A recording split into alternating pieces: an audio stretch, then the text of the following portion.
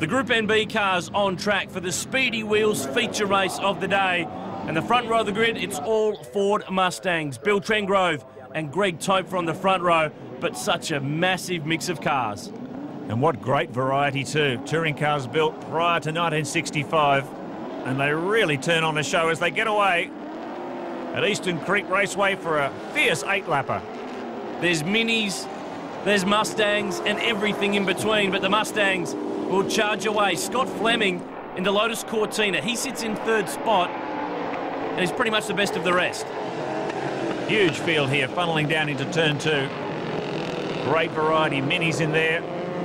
Even one of the old Humpy Holdens. Anything and everything ran prior to 1965. Great nostalgia, great memories here for a lot of the fans at Eastern Creek Raceway today.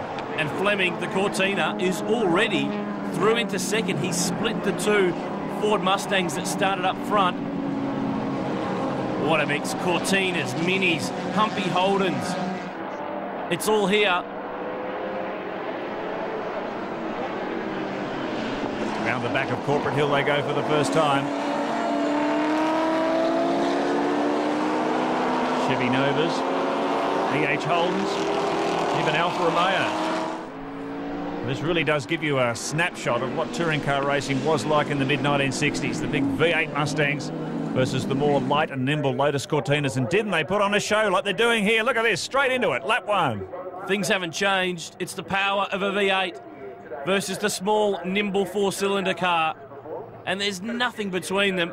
And it really does highlight the mix and match and the differences between the two cars as Fleming has a little bit of a look because he knows that from here on in, he's struggling. And he had to pull the nose back there. Greg Topfer in the Mustang. He's one of the veterans of Australian motorsport. And he could see that one coming. Had to shut down that opportunity when the Lotus Cortina got a sniff up the inside on the exit onto the main straight. Critical corner for the little Lotus Cortina because it needs maximum momentum onto the straight to hold these V8s. Oh, Fleming wide, up over the curb on the exit of turn 1. Just pushing so hard to keep up with Topfer.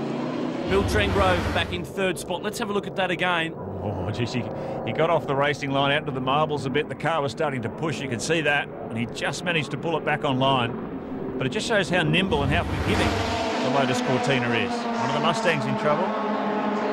David Moran heading back to pit lane. So the Mustang, the early model Mustang, with 4.7 litres of V8 versus just 1.6 litres of 4-cylinder, screaming 4-cylinder under the bonnet of the Lotus Cortina. Oh, look at this Fleming, getting way out of shape, really hard under brakes, but Topfer is doing a tremendous job in the Mustang here. It's a heavier car, it's slower to respond to steering input and braking. So Fleming is having an absolute field day with the big muscle car around here. But when he gets on the straight, Topfer can finally have a little bit of a breather. You can nearly see Fleming waving goodbye down the straight, such is the difference. Brilliant concept this, the Lotus Cortina. It was a collaboration between Ford Motor Company and Colin Chapman, the boss of the famous Lotus team. Had a very trick twin cam cylinder head, special front and rear suspension. It was a very, very trick car, lightweight panels, and it had great success in touring car racing, not only in Australia but around the world. And even in 2009, still a very effective weapon in historic touring car racing as well. There's Trengrove in third spot. Further back in the field, it's a mix and match. It's really on between the Minis, the EH Holdens. This is Stephen Pittman's EH. And this is what you saw on any Sunday in the mid-60s. At any of the great racetracks, this was touring car racing. You had 6-cylinder EH Holdens, little 4-cylinder front-wheel drive Minis, Lotus Cortinas, Hillman Imps. The variety was staggering. Paul Battersby with the drama, the Cooper S heading off to pit lane. Well, these are one of the great cars of that era. The Minis just sensational, particularly when it started to rain. They gave the big V8 cars absolute hell, but a little bit outgunned on a dry track. Oh! Trying and trying hard in the EH Holden. Car 76, Roy Wilkinson's EH being driven by Ben Wilkinson this weekend and really stepping it out in beautiful style out of turn 4. And this fight for the lead still goes on, and still Topher covers the line at turn 9. So Fleming says, okay, if that's the way you're going to play it, I'll go around the outside. Oh, brilliant stuff. Side by side. Fleming is having so much fun around the tighter, twistier parts of the circuit, terrorising this Mustang. But Greg Topher, as I said, one of the veterans of motorsport, he knows every trick in the book. And he really is positioning that car just where Fleming needs to be. Look at this replay. Here's Wilkinson out of turn 4, gets the power on in the 6-cylinder EH, and watch it break away. Lynn Brown in the Alpha GTV putting the pressure on and getting to see the show. You couldn't wind it on much further than that without hitting the lock stops, I tell you. He really had it cranked on there. And a beautiful recovery too. But here's this battle for the lead. V8 Ford Mustang versus twin-cam 4-cylinder Cortina. Has he got him this time? Stuffs the nose down the inside through turn 12. Topher has to give him racing room. And Fleming now, side by side as they get onto the straight. But once again, that V8 power, once he opens the taps, look at that. And he actually did wave goodbye to him then down the front straight. Look at the margin that he pulls. And it makes you wonder if Fleming could get in front of the Mustang onto the straight, whether he'd be able to round him up. He's got to get some sort of break on the V8 Ford if he's going to hold him down that long straight.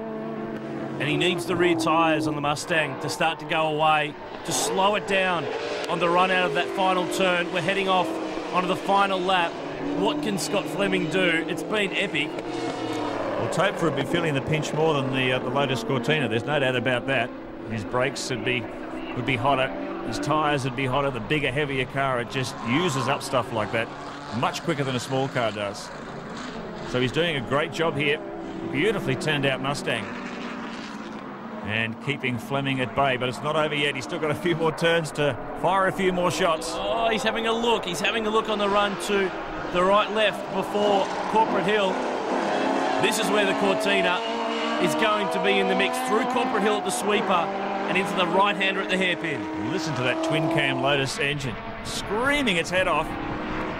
Car driven with great success. Whoa, whoa, whoa, whoa. Topher in deep. Very deep. Oh, no! No, too deep. Oh! He's thrown it away. That was always on the cards because Fleming was giving him hell. And I'd say his brakes would have been pretty hot. And probably the tyres approaching their use-by date as well. And he took advantage of it. Score 1 for the little men. Scott Fleming is loving it. Well, giant-killing performances were part of 1960s touring car racing, and you've seen a beautiful example of it there, a classic example. And listen to the crowd. They are standing here at Eastern Creek. They love what they've seen in the Speedy Wheels Group NB feature race. Scott Fleming, the Lotus Cortina, just slightly happy, I reckon. Well, if you want to see variety in touring car racing, this is the place to come on Father's Day. And look at this Topher. He fought hard, almost right to the end, and lost it on turn 9.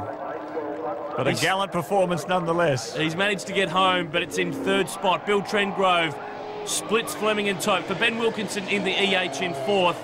The Speedy Wheels feature race was epic.